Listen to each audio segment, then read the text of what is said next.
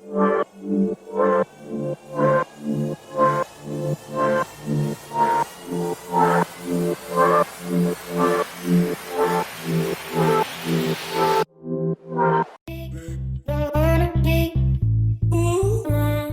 a este magazine que se llama Lo que Raye. Soy Candela Folguera y estoy junto a mis periodistas Macarena Medina y Loana Gómez.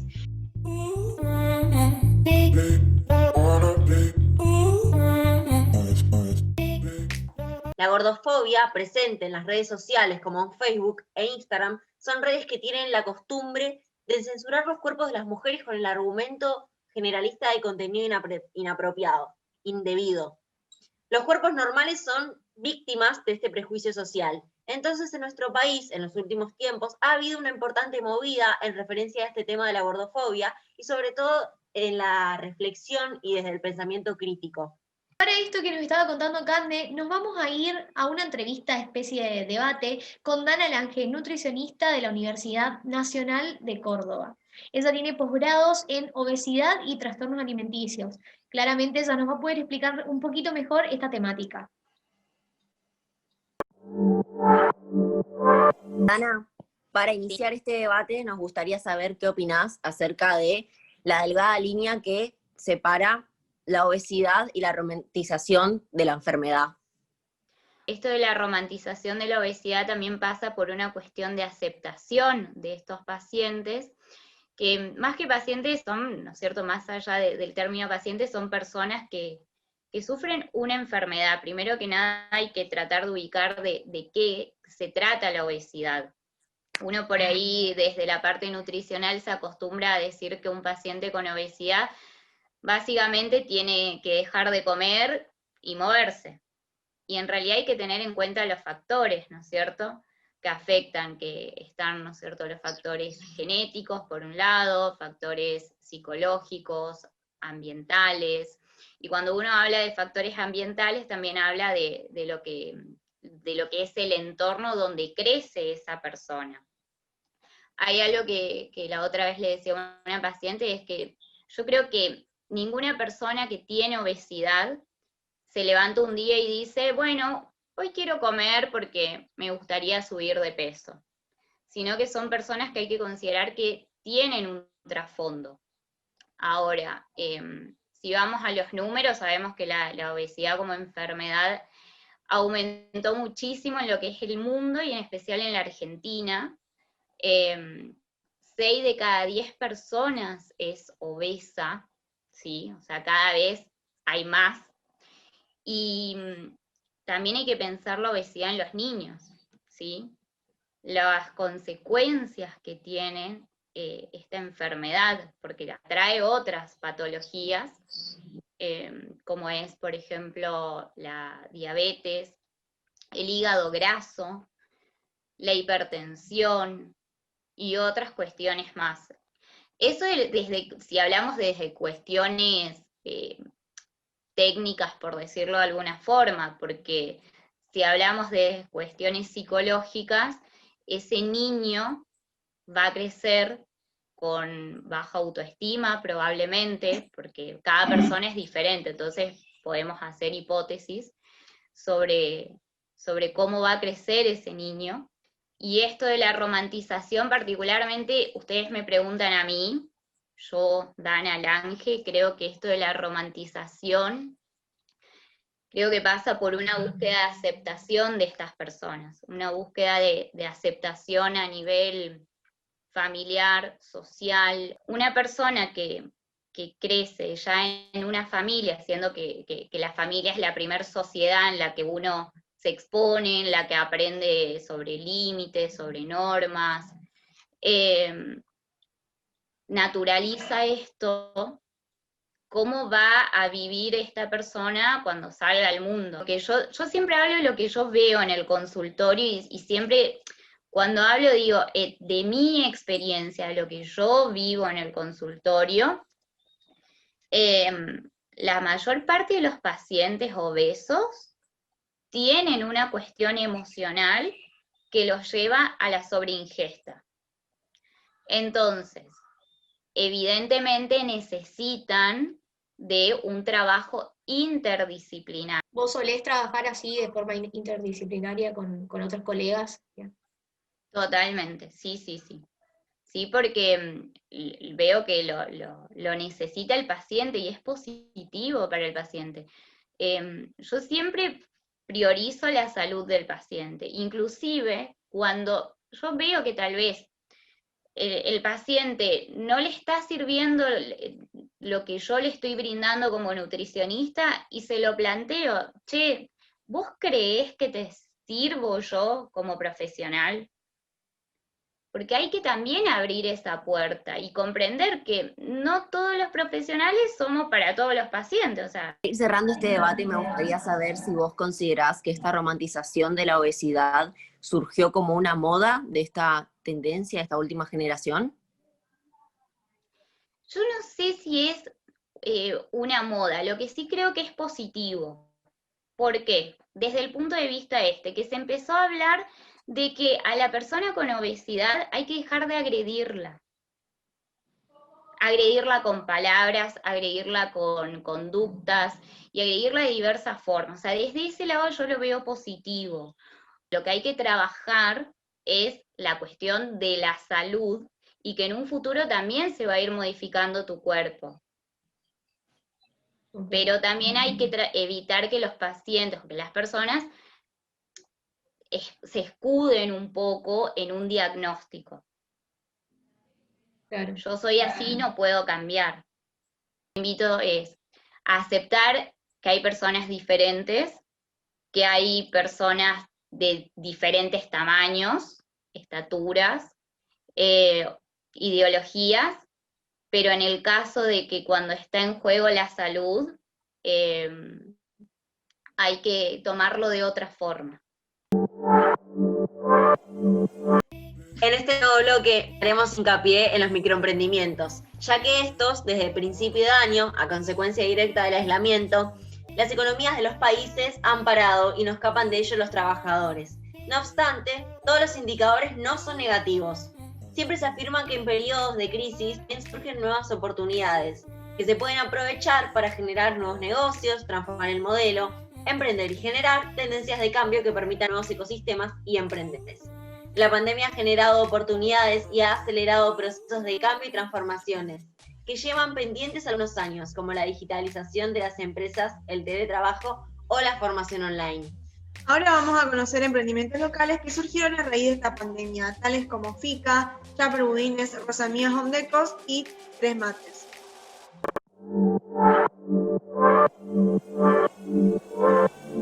Hola, mi nombre es Agostina, tengo un showroom de ropa interior con mis dos mejores amigas que se llama Fica. Esto surgió a partir de que yo no podía ir a trabajar, el estudio es todo virtualmente y yo necesitaba y quería hacer algo. Cuestión, hablé con mis amigas, se coparon con la idea, también querían emprender y no sabíamos qué emprender ya que a raíz de esta pandemia surgieron muchos emprendimientos. Nos decidimos por lencería, como ya les dije, y el 14 de julio hicimos unas encuestas en nuestras personales preguntando cuánto estarían dispuestos a gastar, qué les interesa, si calidad, marca o precio, etc. Y a raíz de eso fuimos averiguando y comprando las mercaderías. Mientras esperábamos las mercaderías empezamos con nuestro feed de Instagram que nos diseñó nuestra amiga que le encanta el diseño. El 19 de julio arrancamos ya publicando el contenido y por suerte hasta el día de hoy nos va bien.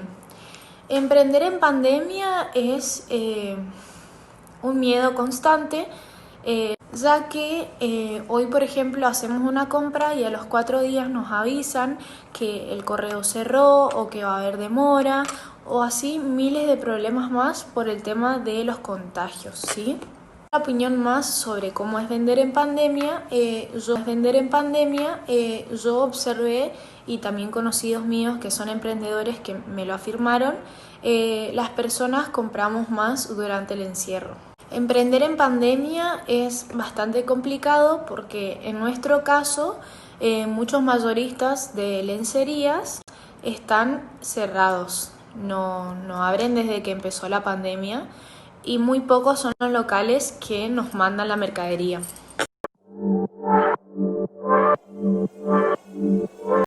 soy Maximiliana Gemasek y junto con 2 amigas más tenemos un emprendimiento de 3 mates. Empezamos en marzo de este año con el fin de pagarnos un viaje a fin de año.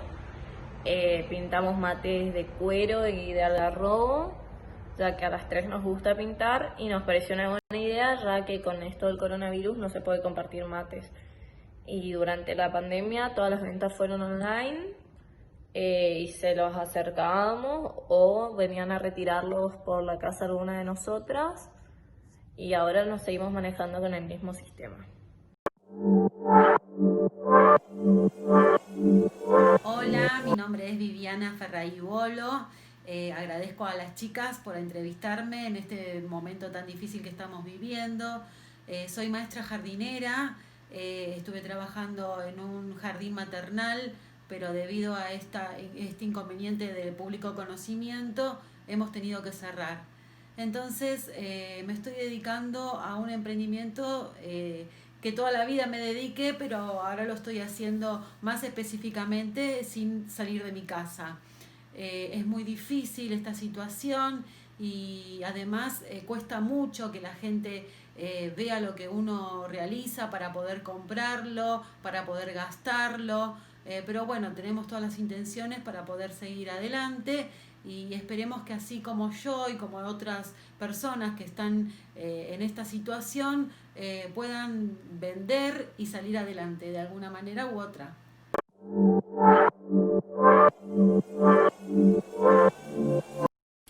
Hola, mi nombre es Lucas Castillo. Le agradezco a las chicas por hacerme la entrevista. Yo soy un emprendedor. Mi emprendimiento se llama Chapra Budines. Vendo budines. Empecé en el 2016 para empezar a juntar dinero para mi viaje a Bariloche. Con el pasar de los años seguí vendiendo, siempre nada más que budines de mandarina. Hoy en día estoy queriendo abrir un poco más, con nuevas recetas, nuevos sabores. Y bueno, este año estoy muy preocupado por la situación de la pandemia, ya que me preocupaba que lleguemos a una fase en la que yo no pueda salir a repartir mis budines. Yo trabajo por pedidos y vendiendo en la calle nada más, así que bueno, tuve bastante déficit de ventas, pero se pudo recuperar de alguna forma haciendo más publicidades para que más gente pueda conocer la marca y bueno, por suerte, así como muchos emprendedores, estoy siguiendo para tratar de llegar y conseguir lo que queremos, que es crecer nuestra empresa. Y en este nuevo bloque trataremos el turismo parado en pandemia, el cual está en una situación muy triste porque se vino muy abajo, porque la industria del turismo, desde el 20 de marzo que en Argentina se implementó el aislamiento social preventivo y obligatorio, el turismo se paralizó total y abruptamente. Las compañías aéreas dejaron de operar, lo mismo sucedió con los ómnibus a larga distancia, las agencias de viaje, los hospedajes y todo el circuito que vive las actividades relacionadas con las fiestas culturales también viven esta situación tan triste de no poder disfrutar de las fiestas y que eso le da mucho trabajo a muchas personas. Dado el turismo, que entre toda la Argentina, entre provincia y provincia se trasladan un montón de personas, genera mucho trabajo para quienes lo reciben como para quienes los envían. Y por esta situación todo se encuentra paralizado, ¿no? ¿Ustedes qué opinan? Y esta situación es muy complicada para todos, tanto para las personas que trabajan del turismo como para las personas que quieren ir a hacer turismo, porque no podemos ir a, por ejemplo, si queremos viajar en las vacaciones de invierno, no podemos viajar, estamos todos encerrados. Y frente a esta situación, muchas empresas se vieron en el obstáculo de tener que buscar soluciones para poder generar ingresos y sustentar todos los gastos mensuales de muchas familias, porque así como dije, pierden las familias y pierde la gente que trabaja de turismo y la gente que quiere hacer turismo. El gobierno implementó un programa de asistencia de emergencia al trabajo y la producción de Estado Nacional que se extenderá hasta diciembre. Son más de 32.000 millones destinados al sector turístico para afrontar las contribuciones patronales.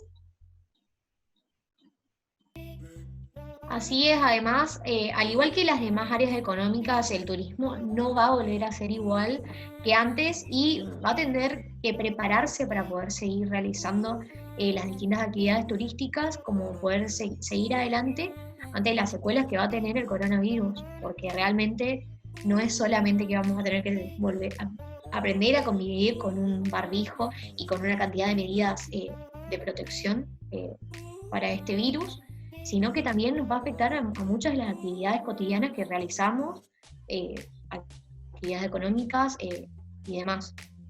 Ya no va a ser lo mismo viajar bajo ningún método diferente, o sea, ni en auto, en avión, en colectivo, el método que se elija va a ser siempre diferente. Claro, lo que pasó con la pandemia nos cambió a todos. Por ejemplo, los que están en último año de secundaria no pudieron viajar a Bariloche, tienen el viaje parado hasta nuevo aviso. Eso también es una gran pérdida para la gente de Bariloche porque básicamente viven del turismo en esa ciudad. Realmente. También para las familias hay que entender que hoy un viaje, cualquier costo de un viaje, un avión, un pasaje de avión, es un gran costo y es una gran inversión. Así como hay muchos vuelos y demás que se pararon, hay muchas personas que tuvieron que perder un montón de plata en este tipo de consumo. Además, no tenemos una fecha estimada, porque no sabemos cuándo va a llegar una vacuna, si bien sabemos que para el 2021 va a llegar a Argentina, no sabemos cuándo va a cubrir a todos los ciudadanos, a todos los argentinos. Entonces las personas que tenían pactado unas vacaciones, un viajecito, el vuelo se pierde y no saben para cuándo lo van a poder posponer, no saben si para marzo del 2021 sí o sí van a viajar. Entonces estamos en una total incertidumbre de cuándo va a haber una solución para toda esta área. Claramente. Sí, totalmente. Estamos envueltos en una incertidumbre constante de cuándo vamos a volver a nuestra vida normal, cuándo vamos a poder viajar normalmente, cuándo todo va a volver a la normalidad, porque el coronavirus vino con fecha de inicio, pero no de fin. La pandemia ha provocado una caída del 22% en las llegadas de turistas internacionales durante el primer trimestre de 2020, como muestran los datos más recientes de la Organización Mundial del Turismo, organismo especializado de la ONU, que arroja datos de que la crisis podría llevar a un declive anual de entre el 60 y el 80% en comparación con las cifras del 2019. Según el INDEC, los alojamientos de viajeros residentes registraron una caída del 97,4% y las de no residentes disminuyeron al 99,4%. La Argentina cuenta con más de 6.000 establecimientos hoteleros que forman parte del padrón utilizado por el INDEC para elaborar esta encuesta. En particular, el turismo es una de las actividades económicas que más sufrieron el impacto de la crisis, como lo reflejan los indicadores asociados a la encuesta de ocupación hotelera, que se vieron fuertemente afectados por un cambio estructural drástico que se visualiza como actividad nula desde abril de 2020. La demanda interna podría recuperarse antes que la demanda internacional, según la encuesta de la Organización Mundial del Turismo, aunque la mayoría espera empezar a ver signos de recuperación en el último trimestre de 2020, pero sobre todo a partir de 2021. Tomando como punto de partida crisis anteriores, los viajes de ocio, especialmente los viajes para visitar amigos y familiares, lógicamente, podría recuperarse más deprisa que los viajes de negocio.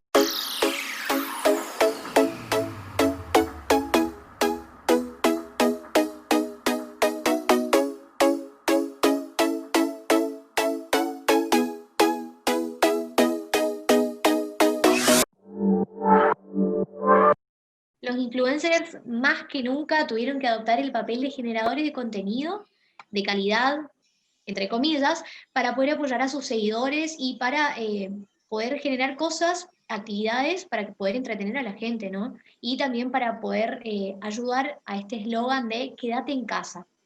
De hecho, muchos de los y las influencers se tuvieron que adaptar a la creación y contenidos nuevos y a aportar distintos métodos, como por ejemplo Instagram, ahora que renovó el nuevo método Reel, que es un video más corto, también para ir cambiando, ¿no? Y que siempre sea algo más dinámico y menos aburrido, y siempre traer cosas nuevas para poder entretener. Tuvieron que llenarse de ideas, inspiraciones y mejoras en los formatos para que los seguidores puedan pasar la cuarentena de la forma más entretenida posible. Pero en esta búsqueda constante de que los y las influencers de generar contenidos, se genera una gran discordia de si los mismos están informando o desinformando, ¿no?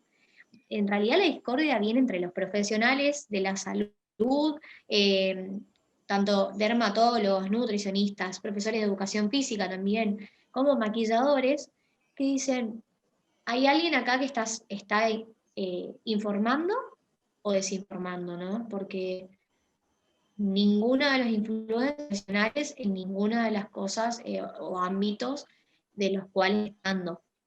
Entonces, ¿cómo es la cuestión, no? Es así. El COVID-19 produjo que se suspendan la mayoría de las actividades deportivas a nivel mundial. Entonces la emergencia sanitaria en cada país es distinta, pero el objetivo de quedarse en casa es el mismo, evitar la propagación del coronavirus. Y lo que mencionabas más que nada sobre los deportistas, bueno, los deportistas a nivel mundial en la emergencia sanitaria tuvieron que, estando en su casa, tuvieron que implementar las rutinas, como vos mencionabas, de implementarlas a los influencers. Pero estas personas aprovechan las redes sociales para difundir entrenamientos, rutinas diarias, ejercicio, como mencionabas, pero todas estas no sé si están bien instruidas, porque pueden traernos lesiones, pueden traernos accidentes en nuestra propia casa, entonces no sabemos cuál es la delgada línea del influencer que busca que hagamos actividades en nuestra casa, y el influencer que busca cuidarnos también, porque nos estamos cuidando un virus afuera, pero las actividades que hacemos siguiendo a los que difunden contenido, no sabemos si están instruidas totalmente. Creo que deberíamos chequear bien el contenido que consumimos, la información que consumimos. No sé qué opinan ustedes, porque también es peligroso. Son personas que eligen compartir en las redes sociales su visión particular de aquello que los apasiona. Por ejemplo, las rutinas físicas que hacen mediante supuestamente profesionales de la salud, pero la mayoría hace, por ejemplo, las sentadillas de mala manera, etc. Ellos creen que al saber estas cuestiones se lo vuelve experto y son capaces de poder decirlo, aunque la verdad no están capacitados profesionalmente. Pero lo que buscan es marcar tendencia, generar cambios en la vida de la audiencia, de la gente que consume, y se forman como líderes de opinión, como podría ser un periodista. Es necesario que nosotros, todos como consumidores constantes de las redes y de cada información o contenido que realicen los influencers, tenemos que ser conscientes, ¿no?, de qué estamos consumiendo, cuál es la idea que nos están poniendo en la cabeza, desde qué lugar ellos buscan cautivarnos o vendernos muchas veces también algo, ¿no? Fácil en eso sería en ver qué estamos consumiendo y cómo le damos esa importancia, porque en sí somos nosotros los consumidores que le damos gran relevancia a ciertos influencers. Se forman gracias a nuestra opinión y a nuestras publicaciones, a nuestros likes y a todas esas cosas. Deberíamos cuidarnos entre todos, quiere decir que nosotros nos cuidamos del virus al quedarnos en nuestra casa, hacer nuevas actividades, y bueno, un influencer decide proponer rutinas de ejercicios para que hagamos estas actividades nuevas, pero también deberíamos cuidarnos entre todos, quiere decir que así como nos cuidamos del virus que está afuera, nos cuidemos adentro. Creo que una persona como influencer debería comprometerse al contenido que difunde y comprometerse a que este sea verídico, eficaz, actualizado. De esta manera, nosotros como ciudadanos podemos chequear la información que consumimos. Bueno, o sea, tenemos disponibles en todas las plataformas, en el celular, computadora, tablet o mediante cualquier dispositivo, podemos adquirir información de profesionales, así como hay muchos perfiles de influencers que desinforman, hay también muchos perfiles de profesionales que están informando y justamente buscando dar esa contracara, o sea, mostrar qué es lo que está pasando y que realmente hay muchas cosas de lo que las influencers dicen y no son.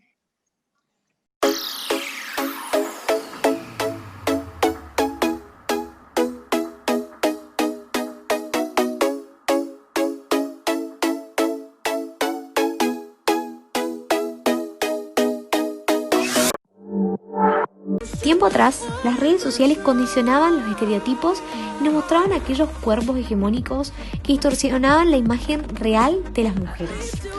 El problema era cuando se comenzaba a medir la valía de una mujer por la cantidad de amigos, número de likes. Incluso existía una tendencia de caer en las comparaciones y competencias de popularidad entre adolescentes y jóvenes.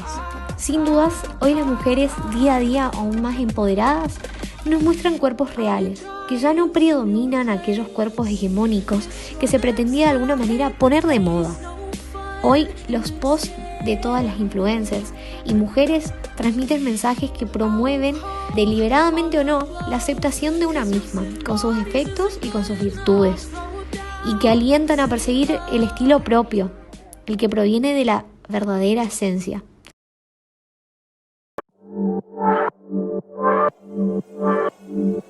Muchísimas gracias por acompañarnos en esta nueva edición de Lo que Raye. Este nuevo magazine donde tratamos distintos temas, cómo la pandemia nos atrapó a todos en tanto la economía como las actividades que hacemos dentro de casa, también la gordofobia, también el turismo parado en pandemia. Pudimos hablar con distintos emprendedores para que nos cuenten su situación con sus comercios y cómo se fueron dando las situaciones en esta situación del aislamiento social preventivo y obligatorio, las actividades que cada uno hace, las rutinas de ejercicio que podemos tratar en casa, si están bien, si están chequeadas, si no están chequeadas, por qué consumimos este tipo de contenido, de qué forma.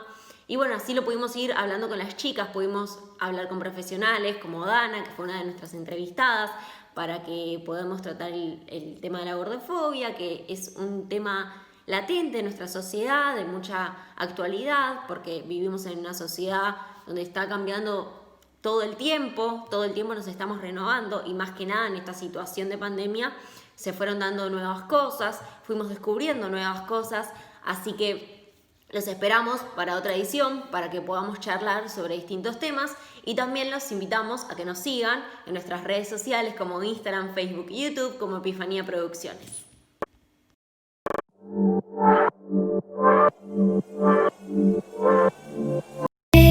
Don't wanna be, ooh,